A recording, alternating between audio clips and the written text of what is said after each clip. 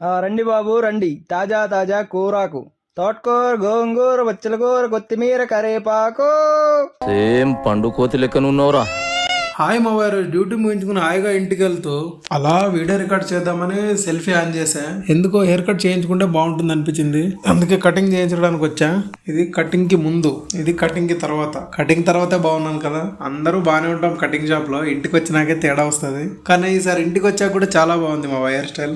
Night మాత్రం భలే నిద్ర వచ్చింది మావా. కటింగ్ చేసుకుని స్నానం చేశాను కదా, ఇక పొద్దున్న లేచి కూరగాయలు తీసుకొద్దాం దా అని మా నాన్న పిలిస్తే మా నాన్న అంటే కూరగాయలు తీసుకురావడానికి వెళ్ళా. ఇక్కడ చూడండి మావా, వీళ్ళకి ఎంత ఓపిక, ఇంత పొద్దున్నే వచ్చి వ్యాపారం చేస్తున్నారు. ఇంత ఓపిక మనకాడ ఉంటుంది మావా. తెల్లారులు ఫోన్ చూస్తూ పడుకుండమే అయ్యింది మంది. మనం కూడా అర్జెంట్ గా ఫోన్ చూడడం ఆపేయాలి. చూద్దాం మాత్రం ఆపేస్తాను. ఇక మా అమ్మ ఇచ్చిన లిస్ట్ ప్రకారం అవి కూరగాయలు తీసుకుని ఇంటికి బయలుదేరాం మావా. ఇక టిఫిన్ చేస్తూ డ్యూటీకి బయలుదేరుతుంటే టీవీలో ఆయ్ సినిమా వేశారు మావా. ఈ రోజు కూడా డ్యూటీకి వెళ్ళబుద్ధి కావట్లేదు. మంచి మంచి సినిమాలు వేసి దొబ్బుతున్నారు పోయేటప్పుడే.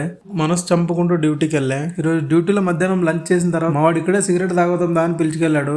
కానీ మోసం చేసి చాలా దూరం తీసుకెళ్తున్నాడు. వద్దురా మావా, పెట్రోల్ లేదంటే వినట్లేదు, బిఏటం దగ్గరికి వెళ్ళొద్దామని పిలిచుకెళ్తున్నాడు. వద్దురా మావా, ఎండలో ఎక్కడ ఆగిపోతే మరి ఇద్దరు చచ్చిపోతాం, దీన్ని దొబ్బలేమంటే ఇదేదో యూనివర్సిటీలోకి తిప్పాడు. ఎందుకు వచ్చారా మీరు యూనివర్సిటీలోకి? ఇంకెందుకు మావా, ఎవరినైనా లైన్ కొట్టుకుందామని. మా దరిద్రం ఎలా ఉందో చూసారా మావా.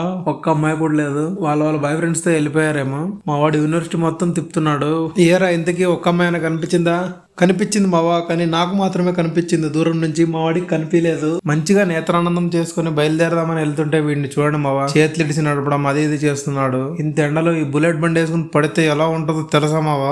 చెప్తేనట్లేదు. సర్లే చెప్పినట్లే ఎక్కువ చేస్తావు, నీ సావు నువ్వు కూర్చున్నా. వీడిని చూడండి మావా, ఇంత ఎండలో ఈ రోడ్డు మీద ఎందుకు ఆపాడో తెలియదు. రే ఎండలు సావు దెబ్బతున్నాయి, నీడకి వెళ్ళరా అంటే వెళ్ళట్లేదు. నువ్వు ఎండకు చచ్చిపోతే నాకు ఎంత హ్యాపీగా ఉందో అనే తట్టు ఉన్నాడు వీడు. ఇక దీని తర్వాత డ్యూటీకి బయలుదేరాం. డ్యూటీకి టైం అయిందని డ్యూటీ ముగించుకుని అత్తర్ షోరూమ్కి వచ్చాను మావా. మరి అది అత్తర్ కాదరా, ఏతర్. ఏదోట్లేవా. ఇంతకీ ఎందుకు వచ్చానంటారు? అది ఎందుకు వచ్చారో నెక్స్ట్ వీడియోలో చెప్తాను మావా. సబ్స్క్రైబ్ చేసి ఫాలో చేయండి. ఉంటాను.